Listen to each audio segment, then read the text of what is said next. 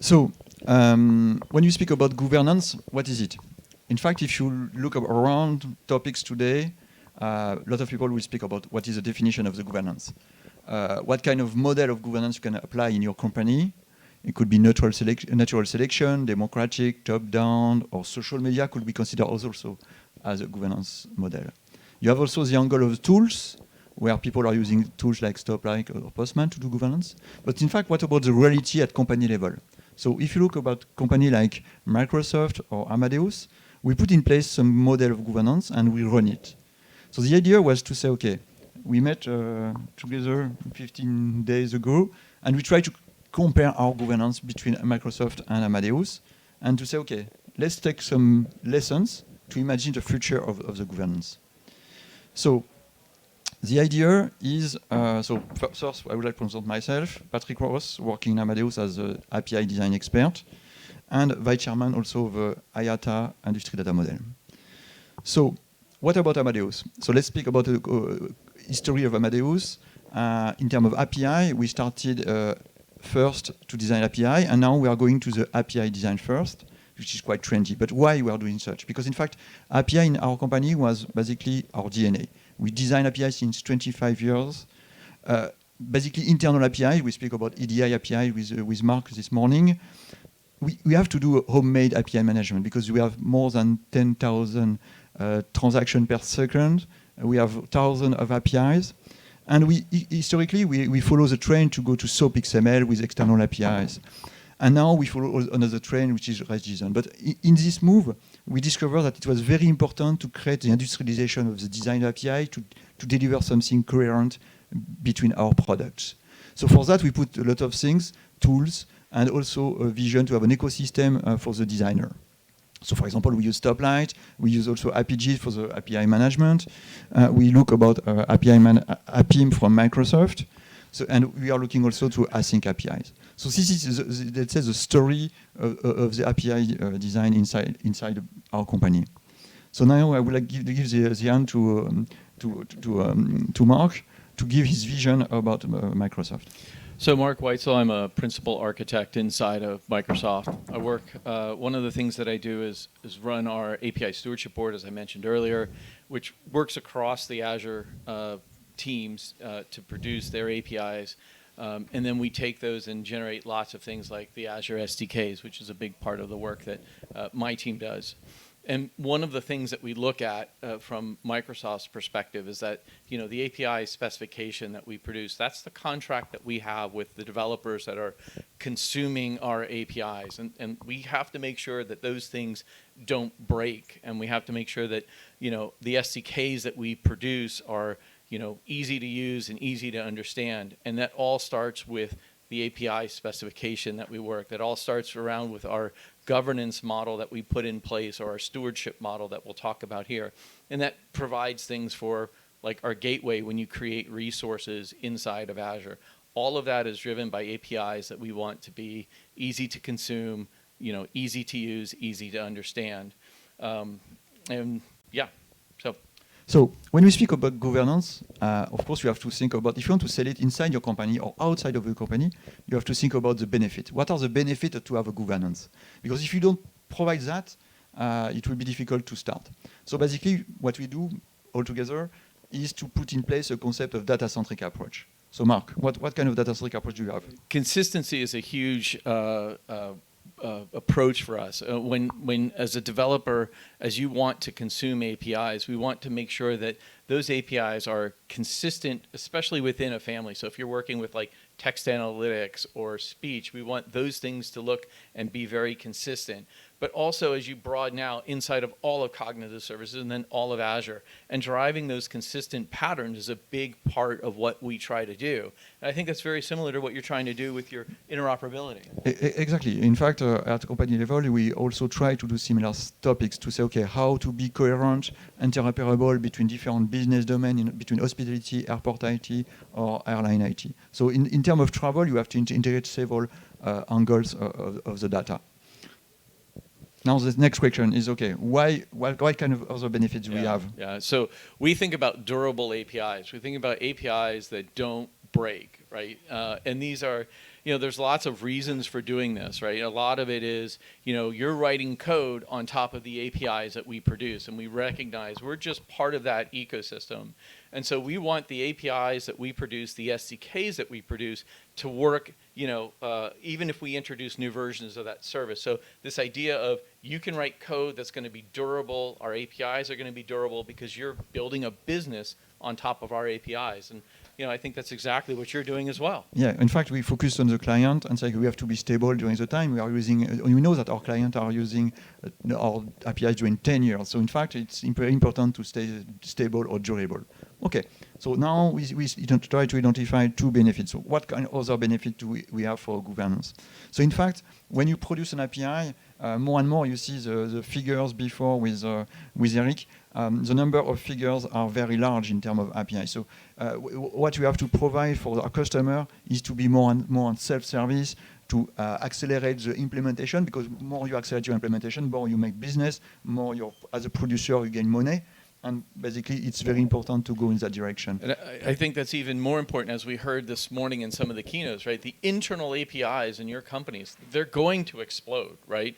And so if you put up a system in place that's not self-service, you're going to start to struggle with scale. Okay, so here what we see is basically we want to sell a kind of developer experience or customer experience. So, okay, we have to focus on the benefit for our customer. But in fact, how to do such? But in fact, we have to focus on what the governance will be delivered. If you have something just people speaking without delivering anything, there is no value. So basically, the governance have a value if you deliver something. So what kind of deliverable do we have? So of course, those deliverables are for our producer. So the idea is, of course, to produce some guidance. It's basic things, and we see that with Cisco yesterday. Okay, we have a concept of stylebook. We have to put in place some training curriculum inside our company, and I know that you are doing the same. Huh? Exactly the same. Yep. Yeah. Education, guideline material. If you don't have those written down, the notion of clarity is kindness. It's very important to write down what your guidelines are. Yeah. So, okay, so this is the foundation. You have to train, to guide, and to have a reference documentation for our producer. But after that, it's not enough. In fact, you have to see how we have to work together in terms of deliverables. And this is really important. We talked about when I was before I joined Microsoft, there was this notion of an API board that would review your API. And we changed that to be much more of a stewardship model, to be much more inclusive and open, and really try to grow the skills of building APIs within a broad organization. Yes, and it is similar inside Amadeus. We put in place a concept of consultancy. So basically here, people are more here to help, and the governance is not a milestone. It's more a way to accompany people during the design and to help them to take decisions according to their needs or their problematics. So this is basically one of the deliverables which is very important, is to help the others. And one thing on that, we talked earlier about this notion of having decision logs, recording the decision that you do.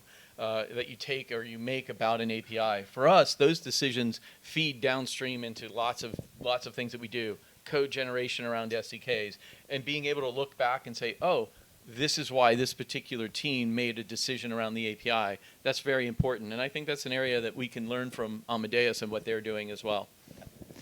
So, okay, we deliver the fact to be inclusive, to have, let's say, consultancy, but we are speaking about APIs. But in fact, API is important, but what is most important is the data inside the API. We know that API are evolving regularly. We know that the concept of event-driven architecture is arriving. We spoke about REST as legacy already. So we know that the future will come. And in fact, whatever we do in our company, it's true that we focus on the protocol, we focus on the way to present things, but basically we ask people to work more on the data and via gRPC, for example, on your side or for internal APIs. So the other angle is about the language. We see that. Yeah. And so one of the things that we're looking at is one of the tools that we provide, and we heard this earlier in sort of these, domain-specific languages or languages, starting to develop for very specific things. This is sort of one of the motivations behind Cattle. We needed a way to describe or build or a language for developers to go off and build APIs and make that reusable set of libraries across our organization. It still produces the API specification, which is core to our work stream, core to our pipeline, and is a way to really think about designing APIs a little differently. Yeah. So basically what we discovered together is on one side you start to create with Cadel a kind of language, and on our side we create the vocabulary, how people can learn about the models of your data, which is basically the concept of domain-driven design, and it is something that we'll speak just after. So okay, so in terms of deliverables, we focus on the producer to focus on the consumer at the end. Okay, so you see how the governance. You have to sell the benefits. You have to identify the deliverables you have to do. But in fact, you have to also put in place something in your organization. So what about the body of your company doing that kind of governance for consultancy? And it's something that we identify together to compare how things are going.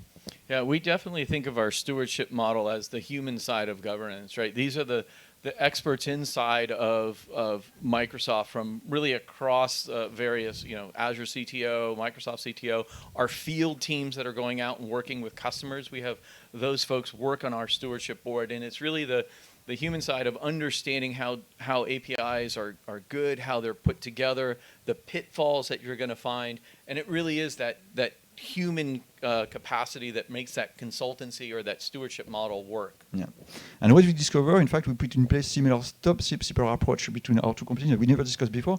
It's the idea to put a kind of community inside your company where you have a lot of people, experts, working together in transversal manner, but you need to select people which are very engaged, passionate, and volunteer by their topics. And this is working alone, in fact. This is very famous. To have people working together as a community.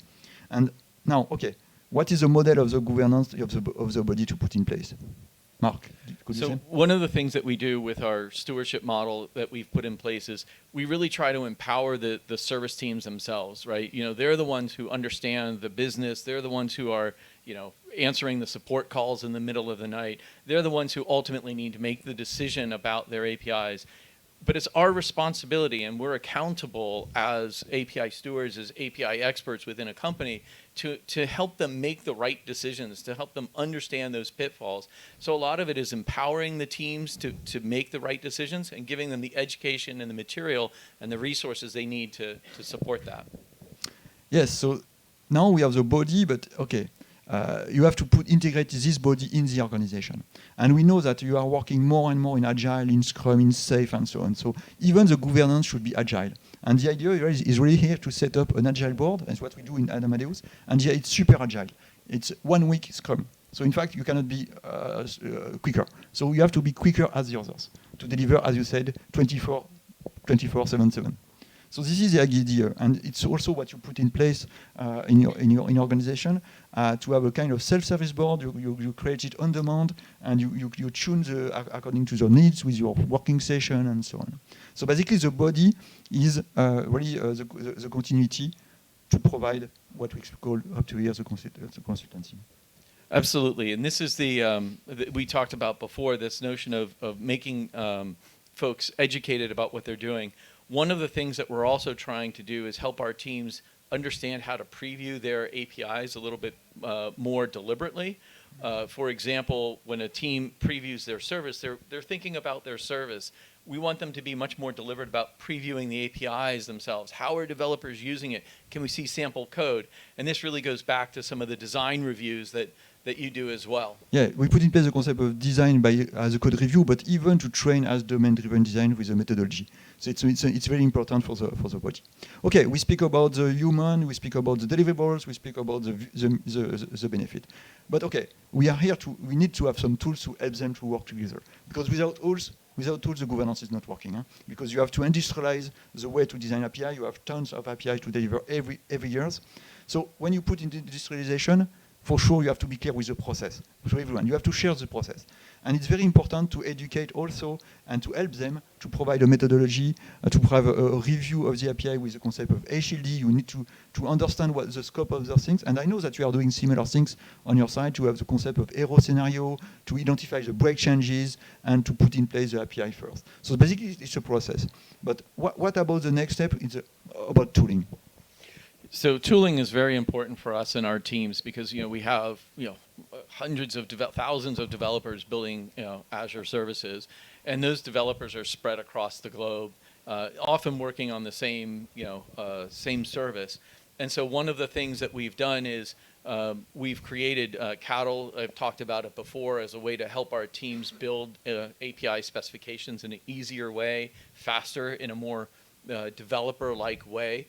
We've also have some internal tools that help us look at the API kind of across the surface area, not only from what the design looks like, but as we start to generate out code, we can look at what that looks like in various pieces of code. And we also use GitHub. I know you use Jira and Confluence and Stoplight Studio. It's very important to automate the design with the tooling. And when you speak about tooling, yes, the focus is automation. Absolutely. How to help people to be produced in efficient manner with the automation. Yeah, you speak about Git, but we can put also the linter rules, code generator. I know that you are doing the same because in fact we are here to help also the train to say, okay, how to move from the paradigm from cost first to design first. So the idea of automation is here to help again the industrialization.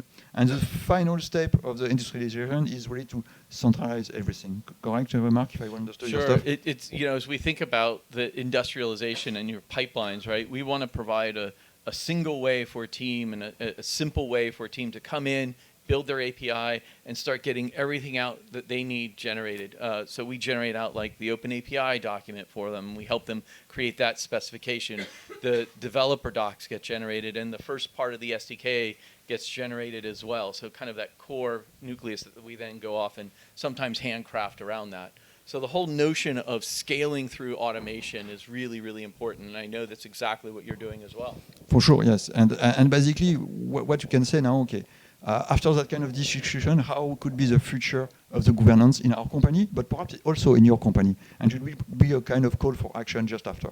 So, okay, what could be the vision of the V3? Because here perhaps we can be even backward compatible in terms of governance if you want to progress. So let's try to imagine. So from what could be the next step for our companies in terms of governance? And here we speak about people working together with a kind of agile board and so on. But we have to be scalable also in terms of governance. And this is a concept that appears more and more, is to duplicate that kind of governance to be federated at company levels.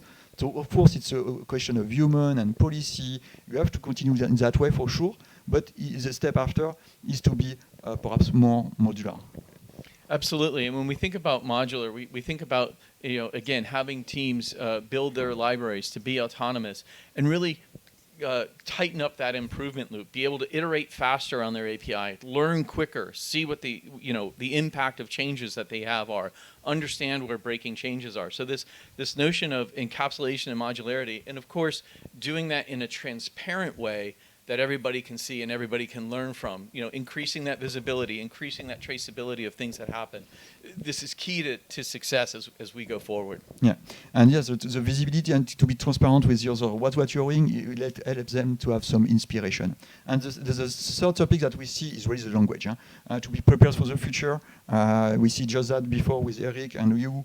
The language is super important. You have to have a vocabulary clear, and then you can inherit for that to do things. And to be agnostic, because in fact we have to be ready for the future. How to be ready for the future? It's always depending on your language. So don't hesitate to put in place that kind of things, to put a language. So you have to conclude a little bit also in terms of governance. Yes, and so as we think about what we're trying to do, we're trying to provide the services that you can take and build your businesses on top of. And that means, your businesses, your data is going to be one of the things that you have. It's going to be one of your products.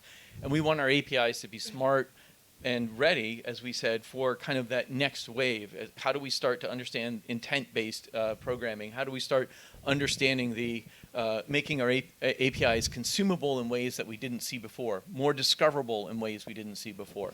Yes, and what we see basically is also convergence between API governance and data governance, because the data as a product is a convergence with the data mesh, the event mesh, and the service mesh.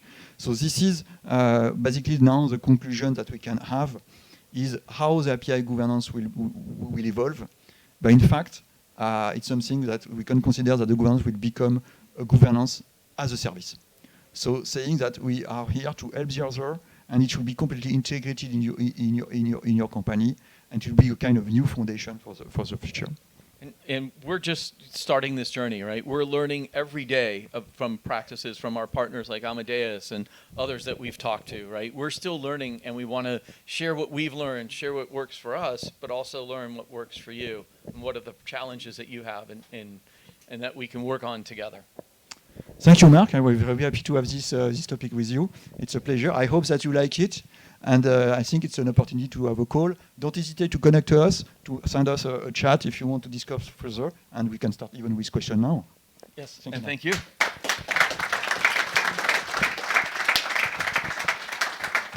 Very, very interesting talk, because what you describe is, for most part, what I actually also experienced in my previous company. So, do you have any question? Yes, here. Oh, this one is working? No? Yes? Great. First of all, just congratulations. The talk was amazing. And I just noted a couple of questions. One is, are the slides available somewhere? Because the storytelling was amazing, and I can use that probably on my own company to tell some stories. Picasso right here. Picasso. Okay. Okay. I think the video will be published, and you will have a look. Okay, that's one. And another one that I have is like kind of a twofold. You mentioned that you both inverted like the pyramid, like coming from a board, reviewing and approving changes on APIs to like training teams. And how do you help them on consistency and semantics across like a family, as you mentioned before, and regarding also like compliance, like GDPR or PCI or something like that? Because first, when you have a board set up, it's kind of easy. You overview them, but now how do you like help them to be compliant with regulations and everything? I can start. Yeah. Basically, what you discover is people are organizing themselves to build a pre-board. They anticipate basically the problematic to have some questions, and basically the idea was to say, okay, take the shoes of the consumer, try to simulate the design of your API before to come, and in fact, just by educating them to say, okay, take the place of the customer, try yourself your API, and then you will discover your own vocabulary. Because with plenty of stupid questions, I don't understand that. People will discover, perhaps I have to take the shoes of the consumer and not stay in my shoes of the server. So basically, you will see by default, people will be self-organized to anticipate all those questions to help you to understand what you are doing. And that's very similar. You saw on the slides this notion of a working session. So we'll have teams come in with their API, and we'll go over the API, and we'll try to help them understand some of the key decisions that they need to make. You know, the one I refer to a lot is we've been having a conversation with our Maps team about returning GeoJSON. And like once you do that, once you make that decision, you can never change that, right? Because we talked about durable APIs. You're always going to get GeoJSON from that API, right? So what are the ramifications of that? Are you sure you know what you're doing? So that's one thing that we look at.